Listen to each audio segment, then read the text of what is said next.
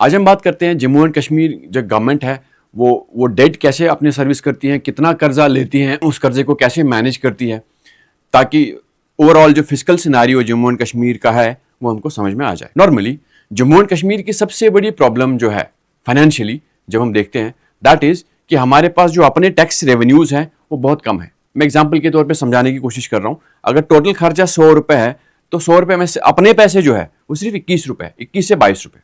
That means 21 to 22% of all we have got is our own tax revenues. Rest जो खर्चा है वो हम या तो कर्जा लेते हैं या तो हम सेंट्रल गवर्नमेंट से हेल्प लेते हैं कि भाई हमारे पास इतना खर्चा है तो आप थोड़ा सा मदद हमको कर दो।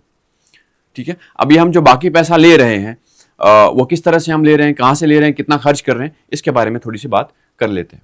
हियर टोटल लाइबिलिटीज जो government of Jammu and Kashmir की है दैट इज 1.25 लाख करोड़। तो 1.25 लाख करोड़ रुपए जो है, 1.25 लाख करोड़ हमारा कर्जा है, टोटल कर्जा। ठीक है, ये टोटल कर्जा है। 1.25 लाख में से हर साल जो है हम जो कर्जा लेते हैं ताकि बजट को मैनेज किया जाए वो हम 33 से 34 हजार करोड़ रुपए का लेते हैं। अब टोटल ये कर्जा जो है इसमें कुछ कर्जे हम उतार भी रहे हैं, कुछ ऐड हो रहा है, तो अल्टीमेटली बेसिक कर्जा जो है हमारा कहीं धीरे धीरे बढ़ ही रहा है। 1,25,000, 1 लाख, धीरे धीरे 1,30,000, तो ऐसे ऐसे करके ये बढ़ रहा है। बट क्या हमारे टैक्स रेवेन्यू उस हिसाब से बढ़ रहे? नो। अब ये जो कर्जा हम ले रहे हैं फॉर एग्जांपल 30,000, 33,000 करोड़ या 34,000 करोड़ रुपए हम ले रहे हैं, ये कहाँ से ले रहे हैं, किस तरीके से ले रहे हैं? जो इसका जो टोटल इस कर्जे का जो टोटल हमारा 68% जो है that is internal market borrowings, जो हम मार्केट से बोरो कर रहे हैं। हम वो लॉन्ग टर्म पैसा ले रहे हैं मार्केट से, बैंक से, या बाकी सारे बॉन्ड्स इशू करते हैं, तो उस पर हम जो है वो लॉन्ग टर्म के लिए पैसा उठाते हैं मार्केट से, जिसको हम इंटरनल मार्केट बोरोइंग्स कहते हैं। 0.4% जो है हम सेंट्रल गवर्नमेंट से लेते हैं, लोन के शेप में लेते हैं, या वो अपार्ट फ्रॉम लोन्स वो हमको वो government of Jammu and Kashmir को तो वो थोड़ा कुछ पैसा एज ए ग्रांट भी पे करते हैं। और 19% जो है, बाकी जो 19% बचा हुआ है that is provident fund liabilities, जो गवर्नमेंट एम्प्लॉयज़ के जो प्रोविडेंट फंड के शेयर्स होते हैं वो उसकी लाइबिलिटीज है, और रिमेनिंग जो है इंश्योरेंस एंड अदर लाइबिलिटीज है। ठीक है, तो ये हम एक बेसिक फिजिकल सिचुएशन या basic debt situation Jammu and Kashmir की इस तरीके से। Now why is this public debt rising? ये क्यों बढ़ रहा है? ये हमारा जो डेट है, जो कर्जा है, ये बढ़ क्यों रहा है? सरकारें आती हैं, वो वादा करती हैं हम अलग अलग काम करेंगे, इसको पैसा देंगे, इसको पैसा देंगे, ये स्कीम देंगे, 12-12 गैस के सिलेंडर्स देंगे। क्या ये फिजिबल है? आपको अब समझ में आ जाएगा। हियर सबसे बड़ा क्रॉनिक रेवेन्यू डिफिसिट है, क्योंकि हमारे पास एज ए सेड कि 100 रुपये का खर्चा है, आमदनी सिर्फ 21-22 रुपये अपनी है, अपने जेब में जो पैसे हैं, बाकी हम बस कर्जों पे ही चल रहे हैं। ठीक है, साथ साथ में हैवी कैपिटल एक्सपेंडिचर, हमने अभी कैपिटल डेवलपमेंट या इंफ्रास्ट्रक्चरल डेवलपमेंट बहुत तेज़ी से हो रहा है, रोड्स बन रहे हैं, ब्रिजेस बन रहे हैं, अलग अलग काम हो रहे हैं जो government of Jammu and Kashmir अपने पैसे से कर रही है, तो उस पर जो पैसा लग रहा है वो पैसे के लिए भी हम जो है उसके लिए भी हम जो है लोन ले रहे हैं। और सबसे इंपॉर्टेंट चीज़ large welfare expenditure, as I said कि हम बोलते हैं कि भाई इसको भी पैसा देंगे, इसको भी पैसा देंगे, कोई भी गवर्नमेंट मैनिफेस्टो में कर देती है कि पैसा बढ़ाएंगे, पेंशन फंड्स बढ़ा देंगे, इतनी नौकरियां देंगे, तो उनके लिए जो पैसा लगता है that's high spending on health, education, food security, pension, इन सब में बहुत पैसा लग रहा है।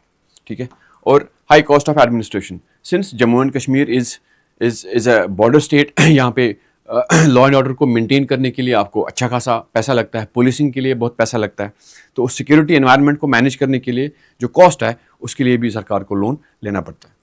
सो अब ये लोन जो है नाउ लेट्स अंडरस्टैंड, ये लोन लेना, ये डेट लेना, इसमें क्या अच्छी चीज़ है और क्या बुरी चीज़ है, इसको समझते हैं। सबसे पहले सरकारें जो थी शॉर्ट टर्म बोरोइंग्स पे जाती थी, आपने दो साल 1 साल के लिए जो पैसा उठाती थी मार्केट से, तो उसको आपको बहुत जल्दी पे करना पड़ता था, तो जो कि एक प्रॉब्लम होती थी। अब जो है अच्छी चीज़ ये हुई है जम्मू एंड कश्मीर की गवर्नमेंट ने कि धीरे धीरे वो क्या कर रहे हैं कि मार्केट से पैसा उठा रहे हैं, जिसमें जो आप बॉन्ड्स इशू कर रहे हैं और लॉन्ग टर्म के लिए पैसा आपने मार्केट से उठाया, ताकि आपको एक विंडो मिलता है टू एक्ट। ठीक है, और लॉन्ग टर्म पैसा आपने अगर उठाया है तो आपके पास एक अपॉर्चुनिटी रहती है कि लॉन्ग टर्म में अगर आपने इंफ्रास्ट्रक्चर में वो पैसे खर्च किए तो कहीं ना कहीं आपको उसका फ़ायदा मिल जाएगा।